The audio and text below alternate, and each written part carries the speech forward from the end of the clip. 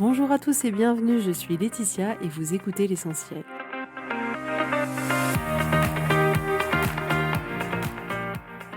L'essentiel est le podcast de coaching où je partage avec vous les outils et les techniques pour vous permettre d'avancer et d'avoir la vie que vous voulez. Je souhaite vraiment que ce podcast vous inspire et surtout vous encourage à passer à l'action. Vous pourrez retrouver toutes les notes de l'épisode sur www.laetitiamonaca.com. Pour ne rien louper, abonnez-vous au podcast sur la plateforme d'écoute que vous utilisez pour être tenu informé des nouveaux épisodes.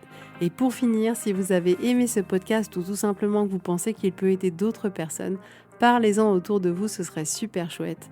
Et laissez-moi 5 étoiles et un petit mot sympa, ça m'aidera énormément à le faire découvrir et ça fait toujours plaisir. Voilà, je vous souhaite à tous une bonne écoute.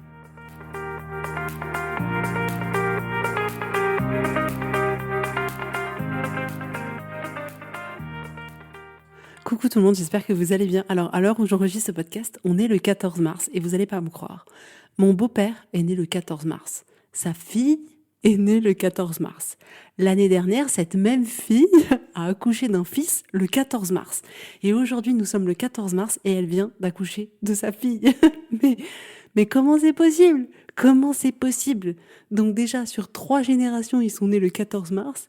Et là, la sœur de mon mari est née le même jour que son père et le même jour que ses 2 enfants. C'est juste incroyable. Je pense qu'elle peut jouer au loto tous les 14 mars jusqu'à la fin de sa vie. Je pense qu'elle a de fortes chances de gagner. En tout cas, je trouve ça juste incroyable.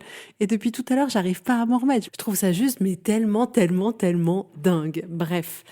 Alors aujourd'hui, je voudrais vous proposer dans cet épisode de vous reconnecter à votre vie ou d'y mettre, on va dire, plus de relief. Et pour ça, je voudrais vous proposer une clé dont on va parler aujourd'hui. Alors, on est clairement dans une société hyper compétitive où, vous savez, l'idéal, c'est d'être le plus efficace possible, quoi. Le plus efficace, le plus rapide, de pas perdre de temps. Et c'est vraiment quelque chose qui est valorisé dans notre société, qui est complètement attendu. On a été formé, en tout cas ma génération, on a été formé à ça. Et ajoutez à cela que depuis que je suis née, le jump technologique qu'il y a eu est juste incroyable. Mes enfants me prennent clairement pour un ancêtre. Alors déjà, quand ils savent que maman, elle est née en 1983 et eux en 2000 et des brouettes, ils ont l'impression que j'ai 400 ans. Vous voyez ce que je veux dire ? Et quand je leur explique ce que moi j'avais quand j'étais jeune et ce que eux ont maintenant, le gap, il est juste délirant. Donc, cet accès à toutes les nouvelles technologies, j'entends Internet, j'entends le téléphone portable, tout ça a fait que nos modes de fonctionnement, nos comportements ont complètement changé et ont été nourrir ce besoin d'être toujours plus rapide, toujours plus efficace, toujours plus connecté.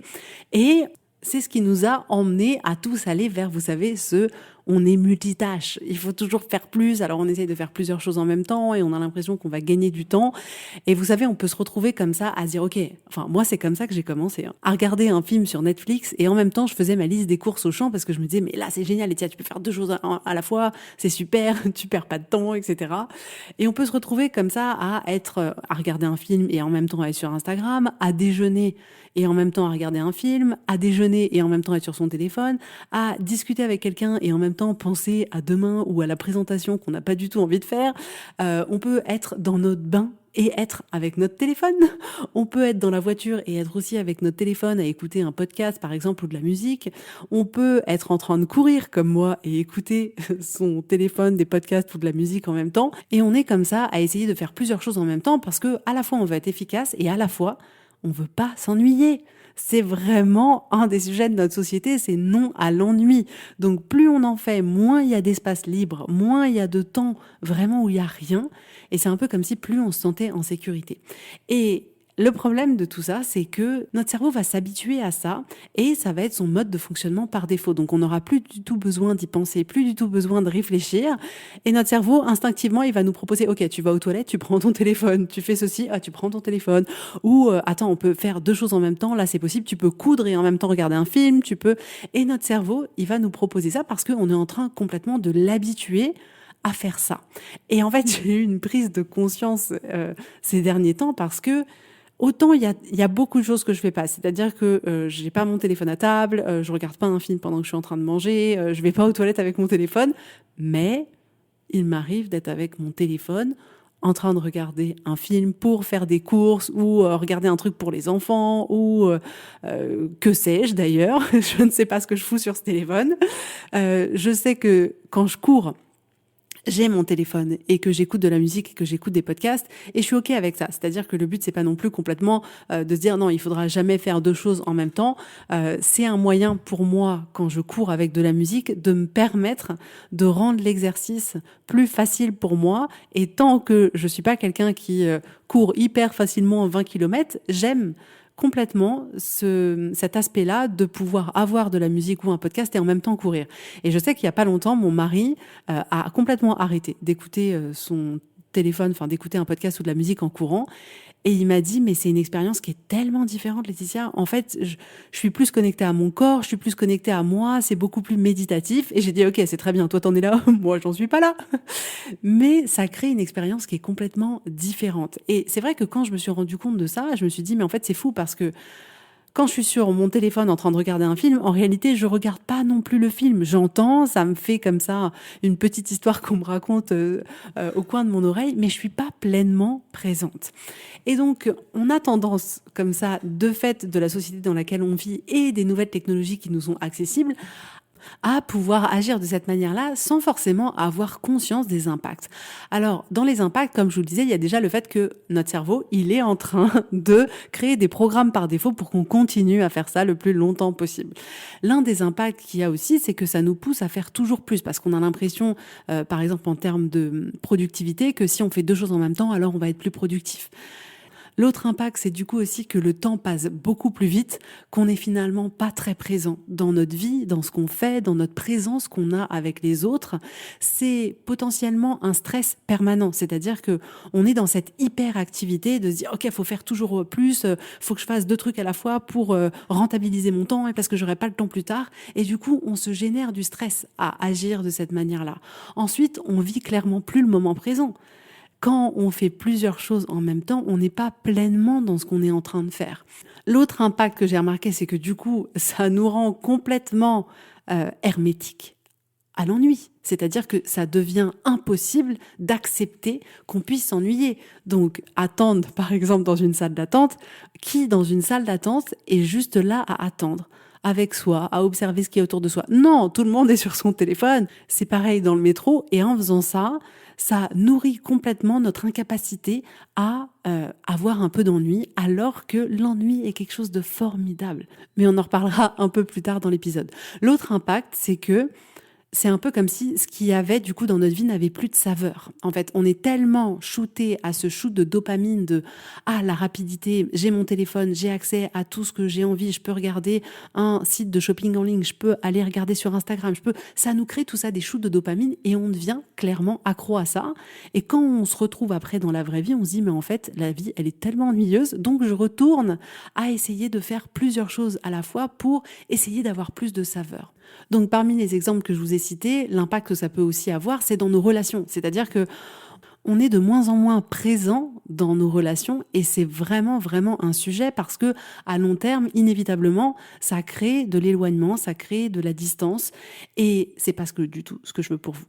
Ensuite, encore un autre impact, c'est que potentiellement, à vouloir faire plusieurs choses en même temps, on s'empêche de pouvoir faire pleinement une chose et de pouvoir faire du mieux possible une chose parce qu'on est distrait par une autre tâche que l'on souhaite faire en parallèle. Alors, c'est amusant cette notion de multitâche parce que moi, j'étais vraiment la nana, ok, il faut être hyper productive, Laetitia. Le multitâche, c'est le Saint Graal. Ça veut dire que vraiment, t'es la nana la plus performante de la planète. Mais en fait, le multitâche, sachez que ça n'existe pas. Ça n'existe pas. Donc, je suis redescendue de mon piédestal. Je suis tombée de tout mon être de cette pierre sur laquelle j'étais pour me rendre compte que oui, le multitâche, ça n'existe pas. Mais c'est tellement logique. Bien sûr, notre cerveau, il n'est pas capable.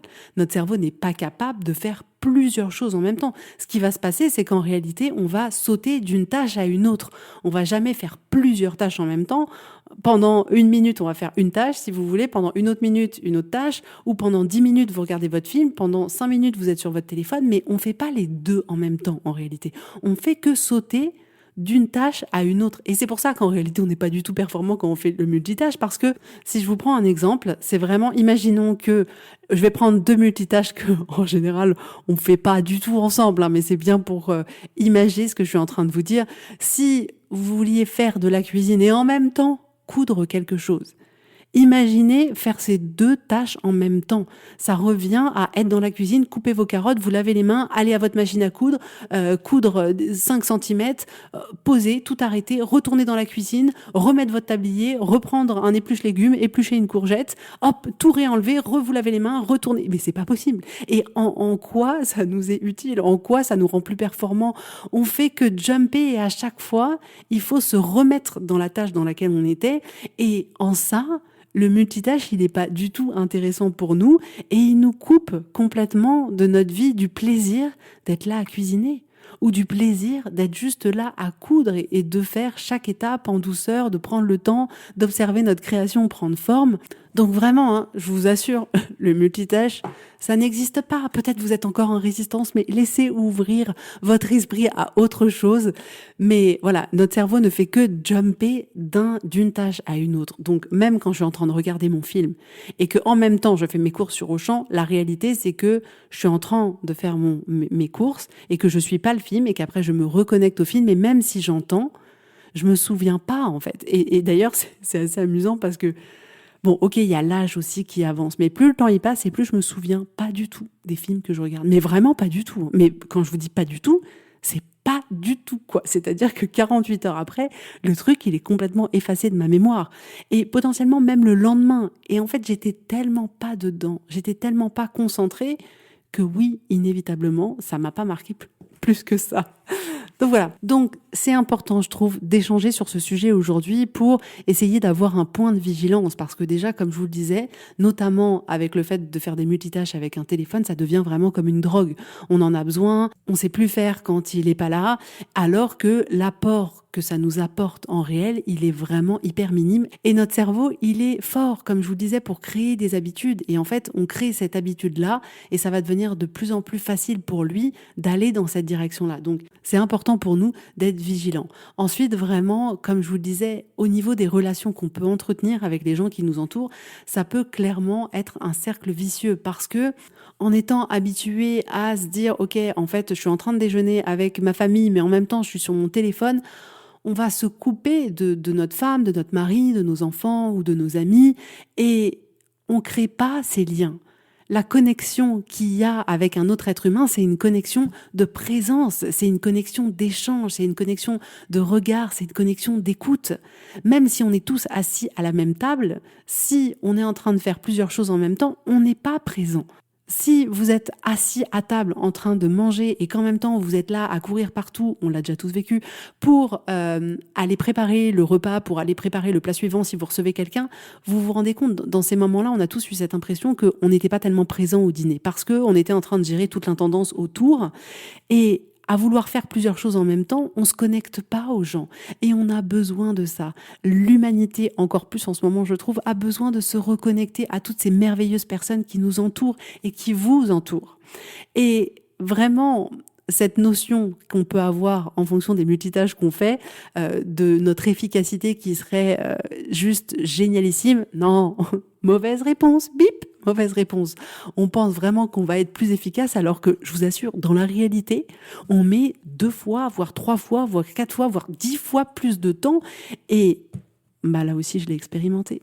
Comme vous le savez, je suis un être humain fragile qui peut se laisser embobiner par la vie et quand j'étais comme ça, en train de regarder un film et de faire mes courses, par exemple sur Auchan Drive, je me rendais compte que, en fait, je pouvais passer une soirée à faire mes courses ou même 2 soirées en disant: «Ah non, j'y retournerai demain, j'ai peut-être oublié des trucs» et cetera. Et vous vous rendez compte? Ça veut dire qu'en réalité, prendre les courses, ça prenait 4 heures, 5 heures, 6 heures, bien plus de temps que si je m'étais juste consacrée à cette tâche-là. Alors que le but pour moi de me faire livrer mes courses, c'était de gagner du temps. Et en réalité, je passe un temps de dingue sur cette application à faire mes courses. Donc ça a plus de sens. Et maintenant, je me suis dit: «OK Laetitia, vu que j'ai tendance à parfois tourner en rond, quand il s'agit de faire mes courses, je sais pas pourquoi je me dis toujours: "Peut-être j'ai oublié un truc" ou voilà. Je me suis fixé un chronomètre, j'ai dit: «OK, pendant 30 minutes Letty, on met le chronomètre, tu fais que ça. Je me mets sur mon PC, je fais mes courses, hop, hop, hop, c'est fait et je valide. Et si j'ai oublié un truc, eh ben tant pis pour moi, j'irai le racheter au Carrefour du coin, mais c'est pas grave». Mais en fait, je me suis rendu compte que je perdais bien plus de temps. Moi qui me disais, je suis une nana super efficace parce que j'arrive à regarder un film et faire mes courses en même temps, c'était pas vrai. C'était faux. C'était faux, faux, faux, faux, faux, faux. Mais j'arrivais à me convaincre que c'était vrai. C'est fou comme parfois on peut se mentir. Ensuite, du coup, notre efficacité, comme je vous disais, ça nous rend pas du tout plus efficace parce que notre cerveau, il est pas du tout concentré. Et quand vous n'êtes pas concentré à faire quelque chose, ça prend plus de temps, ou c'est plus difficile, ou on fait des erreurs. Donc, ce que je voudrais vraiment vous proposer aujourd'hui comme clé pour vous reconnecter à votre vie, pour vous reconnecter aux plaisirs les plus simples, c'est mon Dieu, faites qu'une seule chose à la fois. C'est la seule chose que je vous propose aujourd'hui, s'il vous plaît. Faites une seule chose à la fois et soyez pleinement là, soyez pleinement présent. Et si vous êtes à table avec votre famille, mais soyez pleinement là, savourez les échanges, les enfants qui se chamaillent, on savoure tout là, on accepte tout. Regardez les personnes qui sont là à tabler avec vous, regardez leur mimique et soyez pleinement là, dans l'échange, dans la curiosité, dans l'écoute. Si vous regardez un film, posez tout, tous les téléphones, toutes les tablettes, tout ce que vous voulez et posez-vous là pleinement. Et regardez votre film comme si c'était vraiment votre cadeau de la soirée, de regarder ce film que vous vous êtes dit depuis une semaine, ah j'adorais regarder ça, et soyez pleinement là, pas en train de répondre aux SMS de bidule ou de faire vos courses comme Laetitia sur votre téléphone ou de regarder ce truc sur Instagram. Non, soyez juste pleinement dans cette activité-là. Si vous prenez un bain, la dernière fois, j'ai fait le test, c'est pour ça. Mais je vous dis, je vous fais ces épisodes parce que c'est la vraie vie qu'on vit tous. Et que je prenais mon bain et j'étais sur mon téléphone. Et à la fin de mon bain, je me suis rendu compte que mon bain, il était trop nul, quoi. Et je me suis dit, mais j'ai pas pris le temps. J'ai pas pris ce temps de me détendre, de savourer ce moment de douceur, de calme. Non, il fallait combler je ne sais pas quoi, quel vide. Et je me suis dit, ok, désormais, je ne prends plus mon téléphone dans mon bain pour quoi que ce soit. Et juste savourer. Et c'était une expérience, mais en fait, c'est deux expériences qui n'ont rien à voir l'une avec l'autre. Quand on fait une expérience pleinement, ça n'a rien à voir que quand on essaye de multitâcher cette expérience avec quelque chose d'autre. Donc, c'est ça que je vous propose. Si vous allez au restaurant avec quelqu'un, soyez pleinement là. Mettez votre téléphone en silencieux, en ce que vous voulez, éteignez-le, ne le prenez pas du tout et vivez cette soirée comme si aucune technologie n'existait. Vivez cette soirée comme s'il n'y avait aucune urgence, comme s'il n'y avait pas quelque chose d'important à faire ou de penser à quelque chose. Non, soyez juste là pleinement dans ce moment-là. Si vous êtes avec vos enfants le soir et que vous êtes dans leur chambre et que vous voyez que c'est le bazar et vous vous dites « Ok, je vais être avec eux et en même temps, je vais ranger la chambre », moi, je vous encourage à vous poser et à pas ranger la chambre et à vous amuser avec eux et à rire avec eux ou à vous ennuyer avec eux, parce que parfois on s'ennuie. Non, mais faites juste d'être présent avec eux. Et c'est vrai que ça, je trouve ça incroyable chez les enfants parce qu'ils sentent quand on est là et qu'on n'est pas là. C'est-à-dire que ça peut être, on est là présent, mais on est en train de ranger et ils sentent pas notre présence. Ou on est là et en même temps on est sur notre téléphone et ils sentent pas notre présence. Ou même on est là, mais on est tellement dans notre tête à penser à ce qui s'est passé hier ou à ce qui va se passer demain qu'ils sentent qu'on n'est pas là. Donc, faites-vous ce cadeau de vivre ce moment-là, d'être présent avec vos enfants, uniquement ça. On s'en fout que la chambre elle soit en bordel. Ça veut dire que ça vit, ça veut dire que vous avez des enfants, ça veut dire que c'est génial, ça veut dire que c'est pas grave. Et vous rangerez ce moment-là à un autre moment où ce sera votre tâche que vous allez faire et où vous allez apprécier de voir petit à petit, de vous dire « Ah, c'est génial, je vois que tout se range et ça va me faire plaisir de voir une belle chambre à la fin et de prendre le plaisir de voir des objets de moins en moins présents sur le parquet, par exemple. » Mais faites les choses pleinement. Je vous assure que c'est une expérience, mais qui est tellement, tellement, tellement différentes et on n'a plus l'habitude. Et en fait, dans une société où tout est devenu un peu plus complexe, où effectivement il y a beaucoup de technologies, où on a un culte de l'efficacité, de la performance, de la compétitivité qui est juste à son sommet, on a vraiment besoin de se reconnecter à une vie beaucoup plus simple, à juste faire les choses de manière beaucoup plus simple. Et c'est vrai, parfois je me pose la question, hein, je me dis, ce serait quoi notre vie aujourd'hui s'il n'y avait pas Netflix ou Disney+, ou Amazon Prime, ou tout ce que vous voulez, s'il n'y avait pas ça, s'il n'y avait pas de téléphone, s'il n'y avait pas de tablette, votre vie, à quel point elle serait différente. Si vous n'étiez pas dérangeable 24 heures sur 24, en quoi votre vie elle serait différente? Quand vous êtes au boulot et que personne ne peut vous joindre, en quoi vous seriez plus efficace ou plus performant? Et je vous encourage là tous à revenir vers plus de simplicité. En tant qu'être humain, la chose dont on a besoin avant tout, c'est d'interaction humaine. C'est pas d'interaction technologique, c'est pas de faire plein de choses en même temps. Non, on a besoin d'interaction humaine et on a besoin de vivre cette vie corporelle, de ressentir les choses. Et là, on passe notre temps à être beaucoup dans notre tête et pas dans notre corps. Mais reconnectez-vous à tout ça. Et il n'y a pas d'urgence. La vérité, c'est qu'il n'y a pas d'urgence. On nous fait croire que, ah non, mais si on ne fait pas tout très vite, alors à ce moment-là, notre vie va être foutue. Mais pas du tout. On a besoin de ces espaces libres. On a besoin de l'ennui. L'ennui est vraiment quelque chose d'incroyable parce que ça vous permet de laisser place à autre chose, de laisser place à la créativité. Ça vous permet d'être dans une bulle, on va dire, de calme, dans une bulle de douceur. C'est-à-dire que quand on s'ennuie, il n'est pas question hop d'être rapide, non. C'est un endroit dans lequel tout est plus doux, tout est un peu comme au ralenti.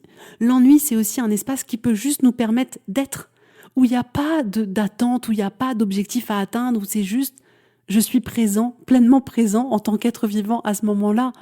Donc c'est ça que je voulais vous proposer aujourd'hui comme clé pour pouvoir mettre plus de relief dans votre vie, plus de relief dans la manière dont vous percevez votre vie et de faire juste une seule chose.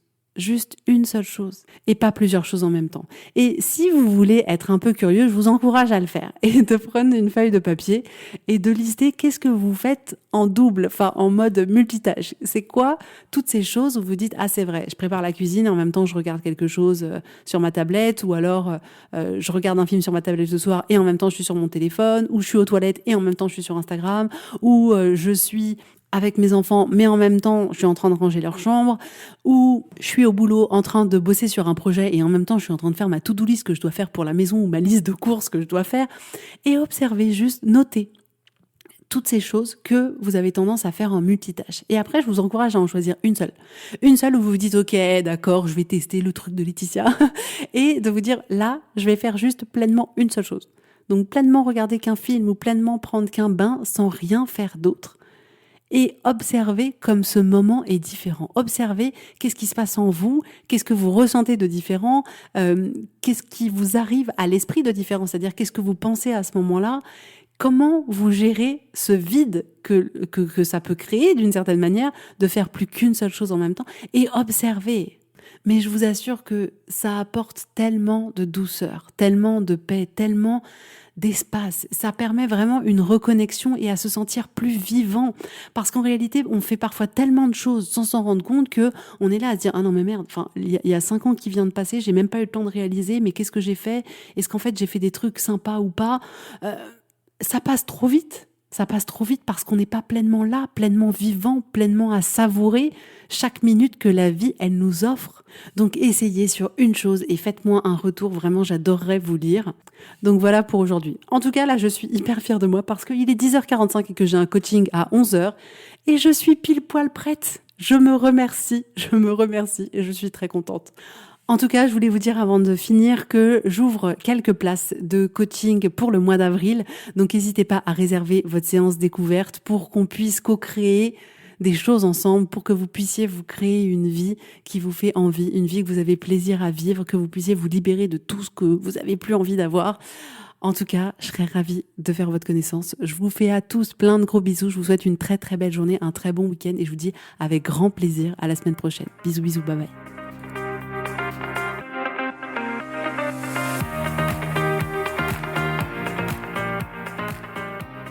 Si vous voulez mettre en application ces outils dans votre vie, sachez que j'accompagne des femmes qui souhaitent reprendre le contrôle de leur vie et enfin avoir des changements incroyables. Donc si vous aussi, vous voulez que votre vie change, contactez-moi sur www.laetitiamonaca.com/contact. Je serai ravie de travailler avec vous et de vous accompagner. Vous allez voir, ça va vraiment tout changer.